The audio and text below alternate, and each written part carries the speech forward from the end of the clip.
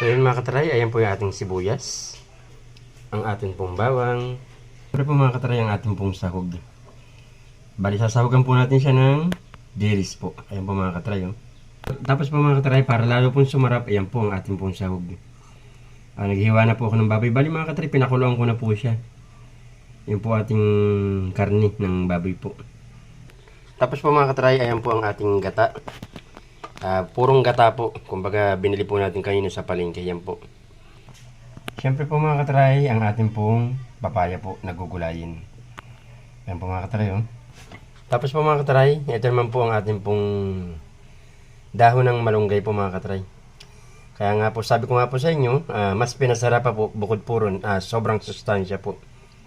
Gawa po ng kompleto rekado po. Kumbaga. Tala na po tayo ng ating pong kawali.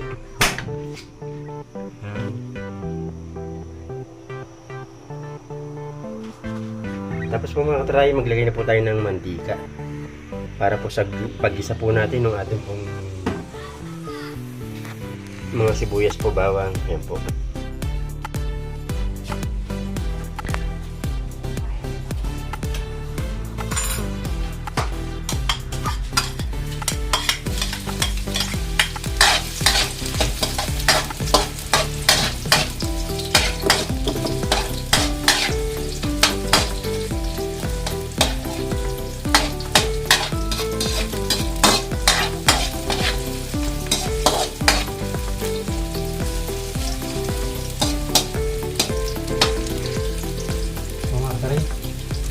Igisa po natin yung sibuyas po natin ng mga 20 seconds po mga katray.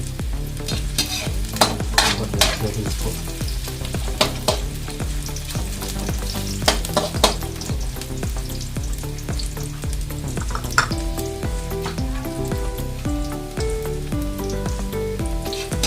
Tapos po mga katray, lagyan na po natin yung ating pong bawang.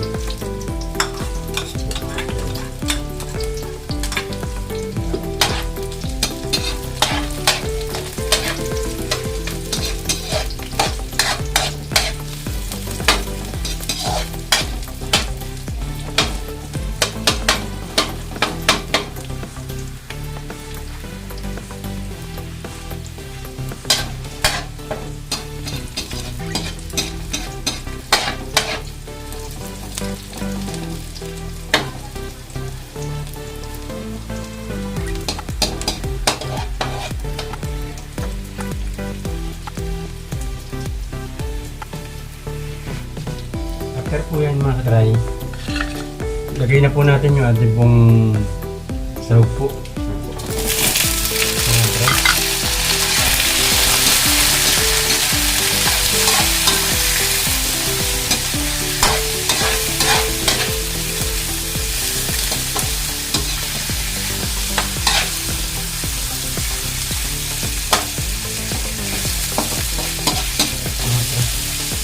Gawin po natin mga katray, medyo papulahin po natin yung ating pong karni.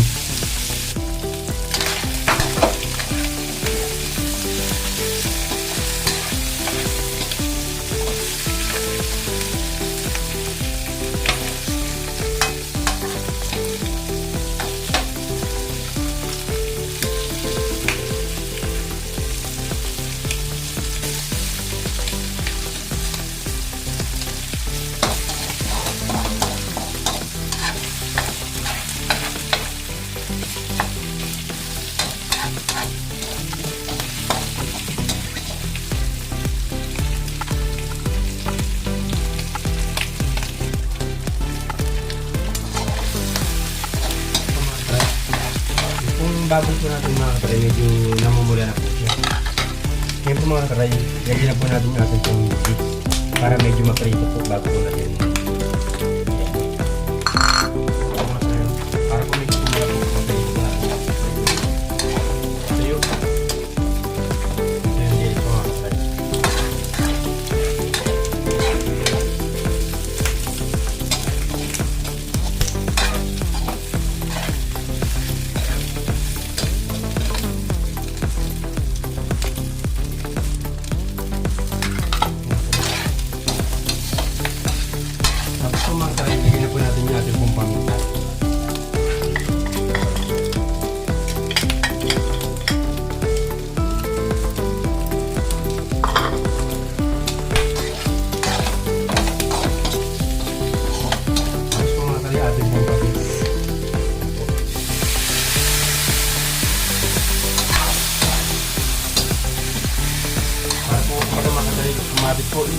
sa baboy, kumapit po yung lasa niya.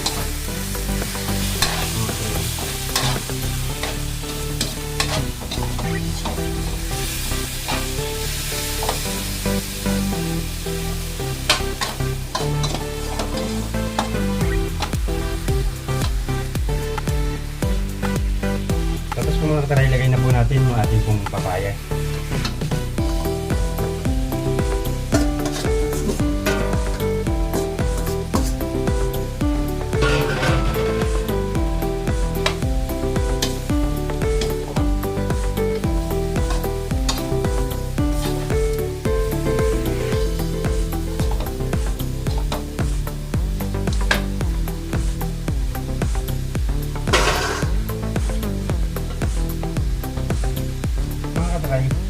Kung binili natin yung na puro po, meron po siyang pinagbanlawan po.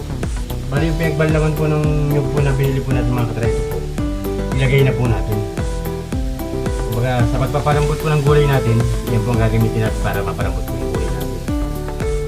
Yung gulay na papaya.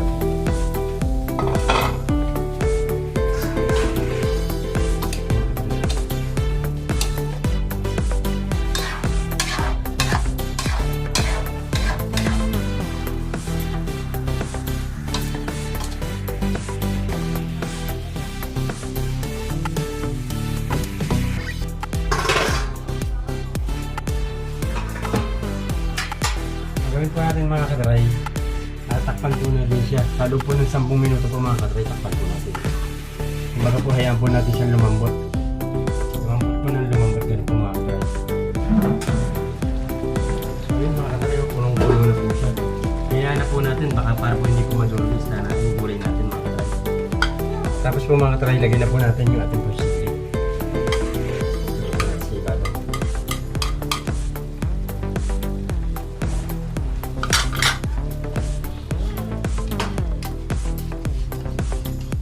So mga katry, lagay na rin po natin yung ating pong kakang gata, yung purong gata po mga katry. Lagay po natin yung purong gata.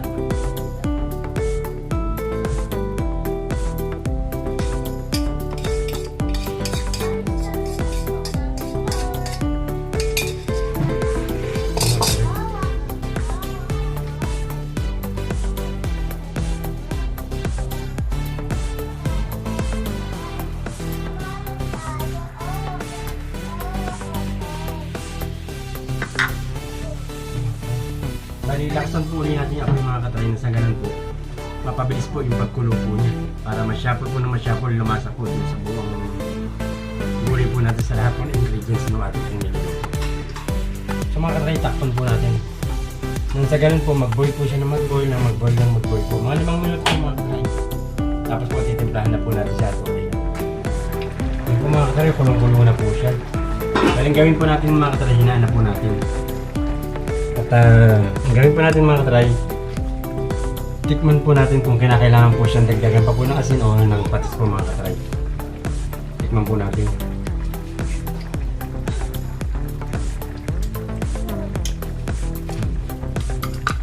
Kagaya po nun mga katry, medyo matabang pa po. Baling gagawin po natin mga katry, dagdagan po natin ng asin na lang po.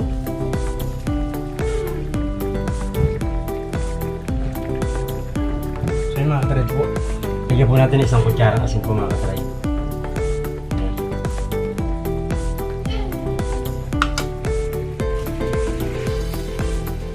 Tapos po mga katry, meron pa po tayo dito ng paminta, lagyan na rin po natin sa ibabaw.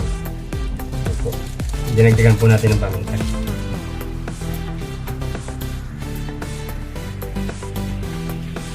Dahil po mga katry, lagyan na rin po natin yung ating pong malunggay mga katry.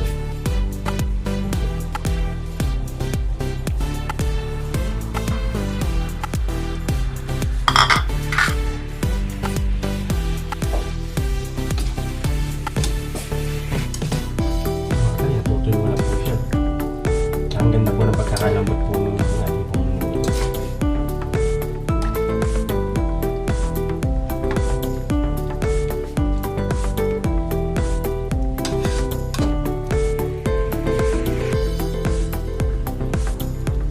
mga katry. Pangkulong lang po natin saglit mga katry at okay na po siya mga katry. saglit na lang po. Mga 2 minuto lang po mga katry, okay na po. At yun na pong papatayin. So yun mga katry, okay na po at patayin na po natin. So, patayin na po natin mga katry. Atin pong ihanda sa ating pong pagsasayin. Mga katry. So yun po mga katry, ayan na po yung ating pong ginataang sayote po na mas pinasarap pa po. Gawa po nang nilagyan po natin siya ng dilis, sinahugan na rin po natin ng baboy mga katry. Siyempre po para lalo po siyang kagana-gana pong kumain, nilagyan po natin ng sili. Yan po mga katry.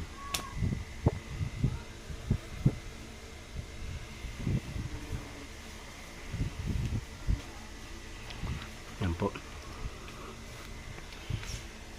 Kung nagustuhan niyo po mga katry yung ating pong content po para po sa araw na ito mga katry, please po like po, share po, comment po, subscribe po at pakihit po yung bell para lagi po kayong updated sa mga susunod ka po pong i-upload. So mga katry, hanggang dito na lang po. Maraming salamat po. See you po sa susunod po naming upload po. Bye bye po.